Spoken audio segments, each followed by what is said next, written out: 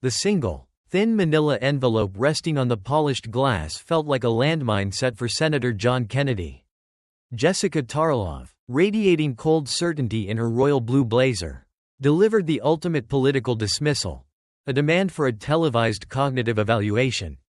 "Take an IQ test, Kennedy," she commanded, the words echoing with a sharp, public disdain for his folksy policy approach on education reform. What she didn't know was that the senator wasn't just prepared for the insult, he was armed for total tactical annihilation. The document sealed inside the cheap paper sleeve held the true receipts, not for an IQ score, but for a meticulously orchestrated takedown of her entire framework of expertise. A revelation so profound it would instantly shatter her on-air credibility and silence the entire studio audience watching a policy debate transform into a brutal political duel. The atmosphere in the studio had turned toxic, the harsh white lights illuminating the escalating personal conflict. Jessica's smile was thin, a mask of intellectual superiority. She was convinced that Kennedy's resistance to federally mandated standards and his defense of rural educational autonomy stemmed from a simple, unforgivable lack of cognitive ability. She leaned into the mic, reiterating that national education policy demanded statistical literacy, analytical thinking, and genuine intellectual rigor, qualities she implicitly denied Kennedy possessed. The senator, quiet and rumpled, never broke eye contact. He knew the challenge was not about policy disagreements, it was an act of classist arrogance. A dismissal of a lifetime of practical wisdom based solely on an accent and a conservative worldview. Jesse Waters, recognizing the viral potential, gave the signal to keep the cameras rolling. Kennedy's hand settled near the envelope, a subtle yet powerful gesture that arrested Jessica's flow. His eyes, calm and unwavering, locked onto her confident posture. He accepted her premise, that tonight's discussion would be about intellectual capacity, but his subsequent quiet assertion made the blood run cold. He came prepared. Jessica's momentary flicker of doubt was instantly visible to the senator, a predator recognizing the first sign of weakness. The envelope, now centered on the glass, was no longer a prop, it was the mechanism of a coming execution.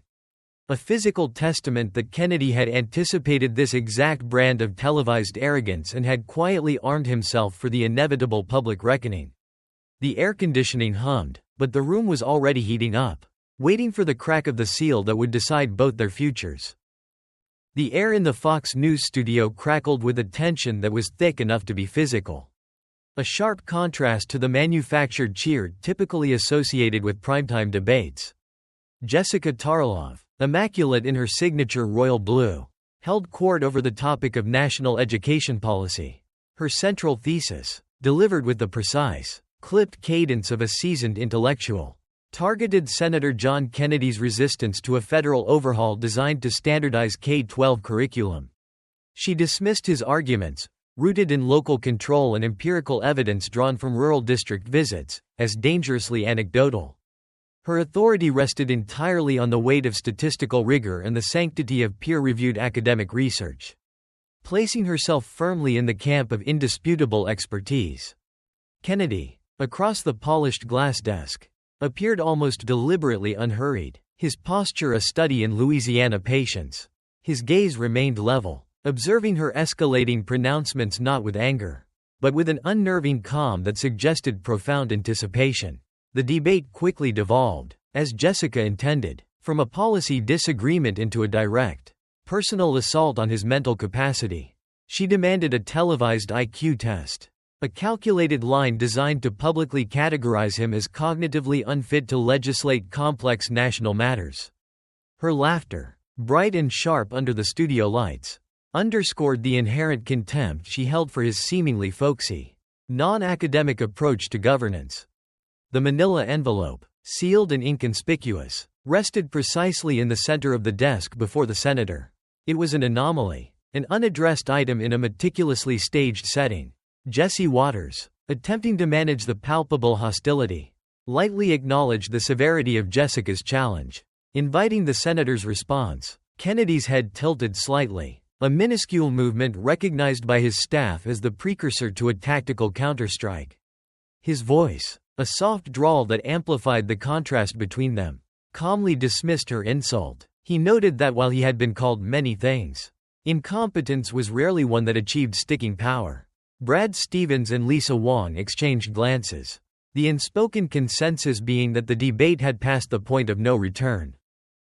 Jessica pressed her advantage, her conviction absolute. If serious policy decisions were on the line, she argued, it was imperative that lawmakers could clear basic cognitive thresholds.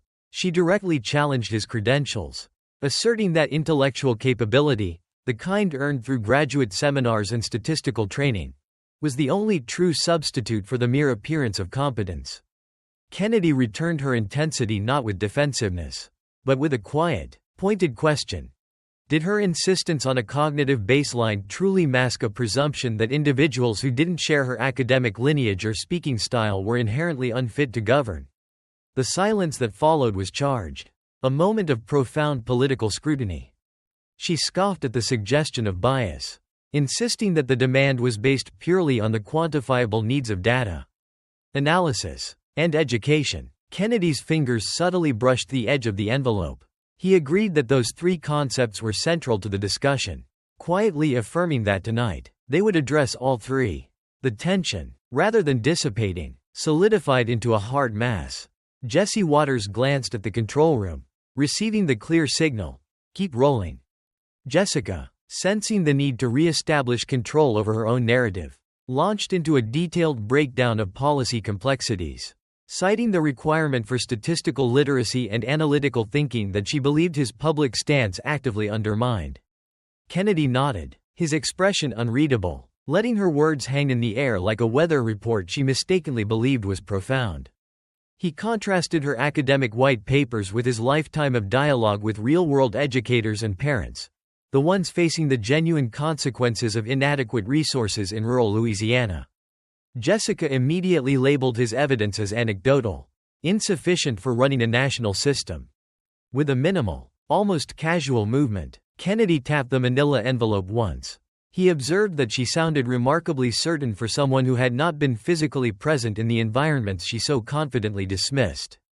Jessica, offering a condescending smile, asked when visiting a school became equivalent to understanding the data behind it. She doubled down on the IQ test challenge, confirming her willingness to submit to the same public scrutiny. The challenge had been accepted, transformed from a political barb into a duel of cognitive authority captured in real time by the cameras. Kennedy leaned forward, hands folded deliberately over the manila envelope. He accepted her demand for transparency and fairness. But first, he challenged her to state her own real-world credentials, the number of classrooms she had stood in, the teachers she had interviewed, the districts she had visited on the ground. She quickly dismissed the relevance of technical skill, the actual work of teaching, and reaffirmed her certainty in her intellectual capability based on her own academic background. Kennedy tapped the envelope again, now more forcefully. He quietly confirmed his own state of preparation, not for a simple debate, but for the very moment someone would mistake confidence for capability. Her confidence flickered, the first visible crack in her formidable facade. The envelope, still sealed, now commanded the room, a silent witness to the rapidly shifting power dynamic. The initial skirmish over the need for a cognitive evaluation quickly escalated into a high-stakes interrogation, with Senator Kennedy deliberately turning the intense political spotlight back onto Jessica Tarlov's own claimed expertise. The manila envelope, now slightly nudged toward her side of the table, served as a potent, silent reminder of the standard she herself had imposed. Kennedy, without raising his voice, began a surgical cross-examination, questioning the depth and applicability of her academic credentials in the face of on-the-ground reality. He wanted to know how her declared intellectual capability translated into practical understanding of the systemic failures he saw daily in Louisiana schools. He wasn't demanding a policy concession, he was demanding the receipts for her arrogance. Jessica, momentarily thrown by the shift from attacking his intelligence to scrutinizing her own, sought refuge in the defense of her Ivy League background and years spent dissecting policy research. She insisted that teaching was merely a skill, while policy was analysis, fundamentally separate domains, and she had mastered the latter. Her confidence was a calculated projection, Yet the senator's gentle, insistent tone made the effort visibly strenuous. He observed that people who assume they are the smartest person in the room are often the ones who are most spectacularly blindsided. Her attempt at a dismissive laugh fell flat. The tension in the room too thick for such a casual maneuver. Kennedy moved the attack from general credentials to specific knowledge, zeroing in on her declared mastery of educational data. He invited her to discuss rural school performance, prompting her to quickly cite the prominent Stanford SEPY report.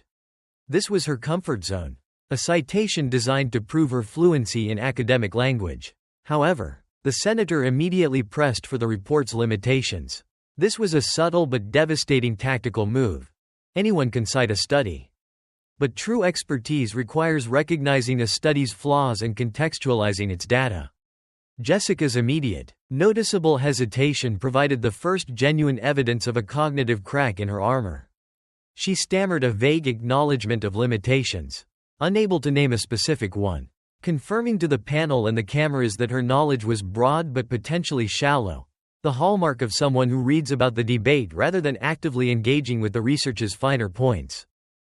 Jesse Waters and the other commentators watched the slow unraveling, the prolonged silence under the intense lights being far more damaging than any direct verbal misstep.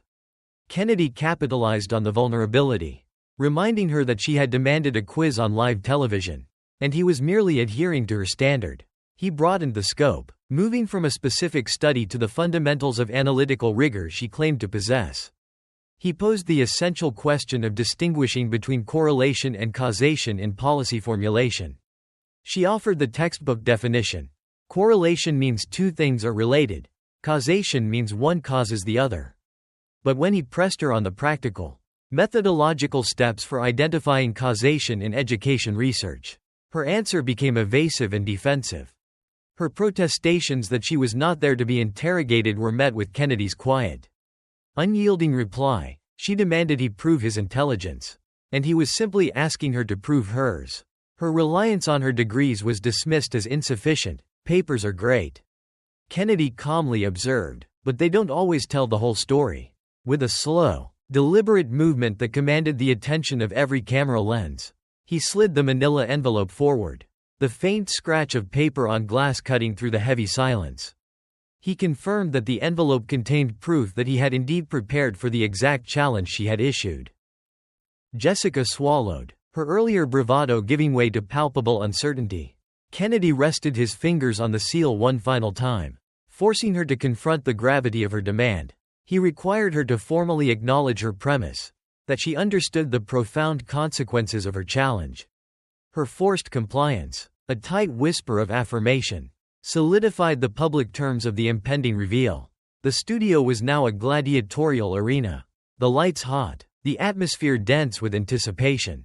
The conflict had successfully transitioned from a political disagreement to a personal, intellectual duel, engineered by the very man who had been cast as the simpleton. The intense focus on Jessica Tarlov's academic defense gave way to a deeper, more philosophical challenge from Senator Kennedy, the role of humility in governance and intellectual discourse. He had successfully stripped away her shield of specialized knowledge, exposing the underlying assumption that academic credentials alone dictated intellectual worth. Now, he intended to dismantle the arrogance that fueled her initial challenge. Kennedy continued his quiet, almost clinical dissection of her position, maintaining unwavering eye contact as he probed the core of her intellectual certitude. He forced her to confront the logical extension of her argument. Did she truly believe that the absence of an Ivy League degree or the presence of a folksy accent rendered rural Americans less capable of understanding complex policies than she was? Jessica vehemently denied the existence of bias, insisting her judgment was purely based on demonstrable facts and the need for intellectual rigor. The senator seized upon her confirmation that this was a judgment based on facts. He circled back to her earlier demand. The intelligence test she claimed would settle the debate. He acknowledged that such tests measured analytical capability and cognitive strength. But he introduced two crucial, non-negotiable standards for the results: legitimacy and respect. Jessica quickly agreed that those were basic prerequisites. However, Kennedy's next question hit with surgical precision. If she genuinely believed in fairness and objective data, why did she assume his score would be deficient before seeing any evidence? Brad Stevens' quiet, involuntary chuckle confirmed the self-evident truth. She had assumed the outcome based on prejudice, not proof. Her denial was sharp but lacked substance. Kennedy did not dispute her confidence. Instead, he introduced the concept of humility. He argued that this confrontation was fundamentally about humility, the willingness to admit one might be wrong. He defined intelligence not just by knowledge, but by the capacity to know that one could be wrong. He slowly, gently maneuvered her toward the edge of an admission. He asked her directly, was she willing to concede the possibility, even a remote one, that someone she categorized as less educated could potentially outperform her on the very test she championed? Jessica's forced hesitation was a catastrophic silence captured by the live cameras. When she finally spoke, her voice was tight, conceding the possibility only because she was backed into a rhetorical corner. Kennedy instantly accepted this minimal concession, declaring it all he needed. He explained his reasoning with soft finality, with that single admission. The remaining discussion could proceed without the corrosive weight of her preconceived assumption dictating the result. Her confusion and defensive curiosity were now palpable. She had been outmaneuvered not on policy, but on philosophical logic. He then presented his motive for bringing the sealed document, allowing the silence to thicken before speaking. He revealed that the envelope had been sealed for months, awaiting the exact moment someone would mistake his quiet demeanor for simplicity. And tonight, she had provided that opportunity. He then posed a final, profoundly unsettling question before the reveal. What happens if the story you've been telling yourself is wrong? She attempted to regain ground by reasserting her judgment was based on his policy positions and his rejection of modern educational frameworks. Kennedy acknowledged her evidence was based on what she had heard and read in academic papers, then countered with the visceral reality he represented. He painted a sharp contrast between debating policy from a studio and witnessing the impact on a rural teacher forced to use personal money to supply a classroom. Jessica tried to dismiss this as mere anecdotes, but Kennedy's final blow was delivered with calm certainty. Academic research does not outweigh reality. Jesse Waters, recognizing the dramatic climax had arrived, interrupted the exchange, validating the necessity of the sealed envelope at this exact moment. Kennedy fixed his gaze back on Jessica, confirming to the host that he was, indeed, prepared. He placed both hands squarely on the envelope, deliberately centering the ultimate, physical proof between them. The studio collectively held its breath. He finally broke the seal, the faint, sharp crack of the adhesive echoing in the now silent room. The sealed envelope lay between them, slightly opened, its flap broken, a formal, irrevocable commitment to the duel's final phase. Senator Kennedy kept the document within, letting the suspense stretch to its breaking point. His focus remained entirely on Jessica Tarlov, compelling her to fully grasp the weight of the moment and the terms of the intellectual contract she had publicly enforced. He quietly observed that she had asked him to provide proof of his intelligence, challenging him with the clear expectation of embarrassment. Jessica, her voice thin and controlled, maintained that her demands stemmed only from the public's right to competent lawmakers. Kennedy pressed her on the consequence of his proof. If the results demonstrated competence, would she accept them? Her affirmative response, if they do, then they do, was too careful, too conditional. Kennedy cut through the careful phrasing, demanding an unequivocal commitment to the truth, even if it fundamentally contradicted her entrenched assumptions about him. Jessica, conditioned to academic skepticism, tried to maintain her escape clause, if the test is legitimate. The senator firmly dispensed with the caveat. The test, he assured her, was legitimate. He revealed the rigorous details of the assessment. It was administered by an independent cognitive institute. The results were sealed and supervised by experts from one of the most respected psychology departments in the country. Jessica's eyes flickered, a tiny, involuntary movement betraying her recognition of the institution's unimpeachable standing. The final defense of illegitimacy was gone. Holding the open envelope between them, Kennedy raised the stakes one final time. Before showing the results, he required her to make a clear, public vow for the millions watching. He leaned in, his voice low and magnetic. demanding she say that she would accept whatever was written on that paper. Her throat tightened, but she gave the forced promise, "I will." Kennedy accepted the vow with quiet gravity, acknowledging that once the page emerged, there would be no walking it back. He then slid his hand inside the envelope, his movements slow and deliberate, a theatrical grace note that amplified the tension. The act of retrieving the paper was heavy, momentous, captured by the cameras that zoomed in instinctively.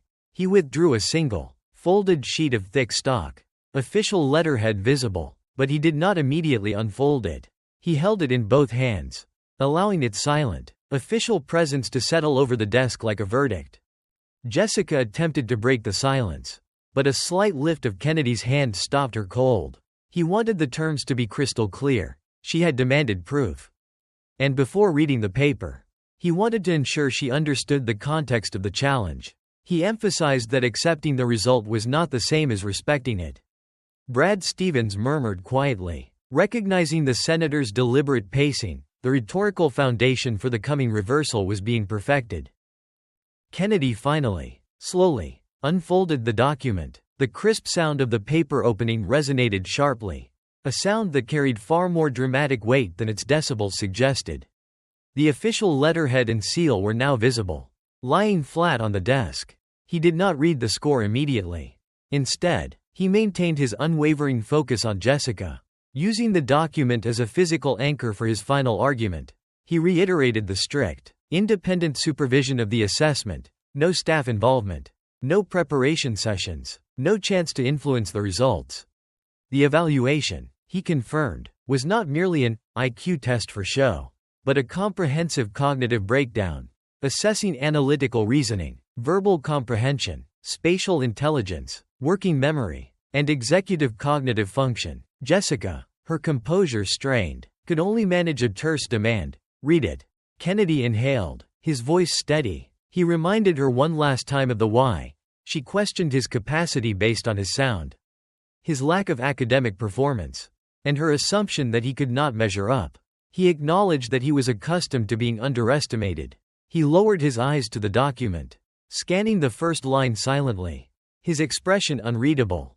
Jessica's forced confidence completely evaporated. Her voice was thin as she asked what the document revealed. Kennedy lifted his eyes one last time, meeting hers directly, his response a quiet guarantee.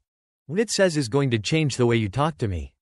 The entire studio, Jesse, Brad, Lisa, froze, bracing for the number that would redefine the power dynamics of the political talk show circuit forever.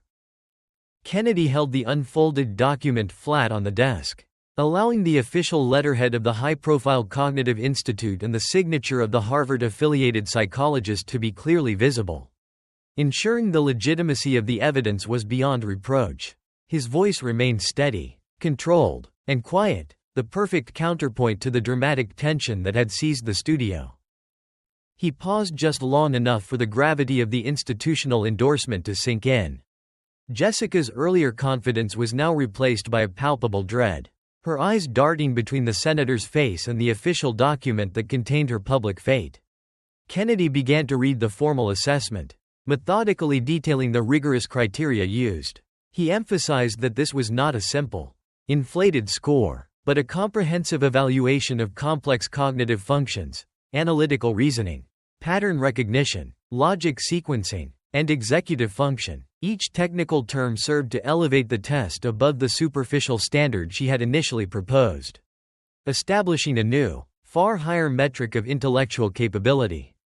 Jessica's demand for the number was now sharp, desperate, a final attempt to rush past the contextual framing. Kennedy granted her request, but not before delivering a final, stinging reminder of the assumptions that had led to this moment. He reiterated that the entire confrontation was born from her prejudice, her belief that a man whose presentation lacked the required academic polish, whose accent did not conform to the accepted dialect of power, could not possibly possess the deep cognitive strength necessary for high-level policy. He stated with calm assurance that people like him were expected to be underestimated, but that those expectations were about to be shattered. He then read the ultimate finding. The phrase landed with the force of an actual explosion, instantly vaporizing the remaining air of confrontation. The studio atmosphere did not just change, it shattered. Jessica's composure broke, not in visible tears, but in a profound, frozen stillness. She did not move, her eyes wide, locked on the paper that had just invalidated her core premise. The sheer, overwhelming finality of the number silenced Brad Stevens' smirking amusement and caused Lisa Wong to openly put a hand to her mouth. Jesse Waters stared directly into the nearest camera, realizing the viral gravity of the moment, the knowledge that millions of viewers were witnessing a genuine, live television reversal that transcended mere political debate. Kennedy continued, his voice absolutely even, reading the component scores that demonstrated his systematic strength across every cognitive domain. The data confirmed his excellence in analytical reasoning and his near-perfect score in verbal comprehension and processing. The very faculty Jessica had implicitly challenged with her focus on his accent. The paper trembled slightly in the frame, reflecting not his movement, but the involuntary tremor in Jessica's own hands as she stared at the undeniable proof of his profound, previously hidden intellectual power. He finished reading the score and, with the same deliberate, unhurried precision he had shown throughout the segment, folded the document. He slipped it back into the manila envelope and gently placed the envelope back on the desk between them. The gesture was final, a respectful but absolute closure of the issue. Kennedy then looked directly at Jessica. His final public statement calm, quiet, and devastatingly effective. He observed that she had demanded proof, and he had provided it. He underscored the profound lesson of the moment. Intelligence is not measured by the school one attends. It is measured by how prepared one is when someone fundamentally underestimates one's capability. Jessica finally broke her frozen silence, her voice a thin, raw whisper of defeat. The senator nodded once, acknowledging her admission, confirming that her assumption had been correct, but her conclusion catastrophically wrong. He gathered the envelope, placing his own receipt securely in his jacket pocket, and offered the single, final sentence that would define the rest of the broadcast and the subsequent news cycle. The lesson was complete, the reversal absolute, and the political landscape irrevocably shifted. The silence that followed the revelation of Senator Kennedy's 98th percentile cognitive assessment was more profound than any noise could have been. The entire studio was suspended in a state of shock, the high-stakes political debate instantly superseded by a moment of genuine, unforeseen human drama. Jessica Tarlov remained momentarily frozen, the forced confidence that had defined her career dissolving under the weight of the printed fact. The single, unassailable number confirmed that her entire premise, that only the credentialed elite were intellectually fit to govern, was a catastrophic misjudgment. One publicly televised to millions. Kennedy, having delivered his strategic checkmate, allowed the results to speak for themselves. He did not gloat or offer a triumphant lecture. Instead, he gathered the now infamous envelope, his movements imbued with the same quiet dignity he had displayed throughout the entire exchange. The contrast between his calm, unshakable demeanor and Jessica's visible defeat was the defining image of the segment. He addressed her directly, his final words not a continued attack, but a final verdict on the nature of intellectual arrogance. He observed that her challenge was not born of genuine concern for policy, but of a prejudiced assumption about the mental capacity of individuals who did not adhere to her cultural and academic standards. Her shock, he noted, was evidence that she had been trapped inside a self-constructed narrative, a story where intellect always wore a specific suit and spoke with a specific accent. The high score confirmed that while she looked for credentials and rhetorical sophistication, she missed the presence of raw, superior analytical power sitting across the table. Jesse Waters, recognizing the historical nature of the broadcast moment, stepped in to guide the segment to its abrupt conclusion. He acknowledged the staggering cognitive results and the undeniable transparency Kennedy had delivered in response to the public challenge. The senator simply slipped the sealed envelope into the inner pocket of his rumpled suit jacket. The action was symbolic. The proof was now his. A permanent receipt against future intellectual snobbery. Kennedy offered his final, quiet sentence, a devastating piece of advice delivered with the calm of a mentor correcting a flawed thesis. Next time you challenge someone's mind, Miss Tarlov, make sure you've brought your own receipts. The implication was clear. The basis of her challenge was not her superior intellect, but her assumption of his deficiency. And that assumption had just been publicly and irrefutably proven wrong. The cameras stayed fixed on the two principal figures. Jessica, her reputation for rigorous, fact-based commentary now severely damaged, was forced to confront the immediate, career-altering fallout of her arrogance. Kennedy, the seemingly folksy senator, had transformed from a dismissed regional politician into an intellectual force, demonstrating that true intelligence is defined by preparation and capacity, not by academic pedigree or accent. The studio went to commercial break. The lingering silence a testament to the magnitude of the live television reversal, a devastating lesson in humility and the danger of underestimating the quiet man in the room. This single, unscripted moment redefined both of their careers forever.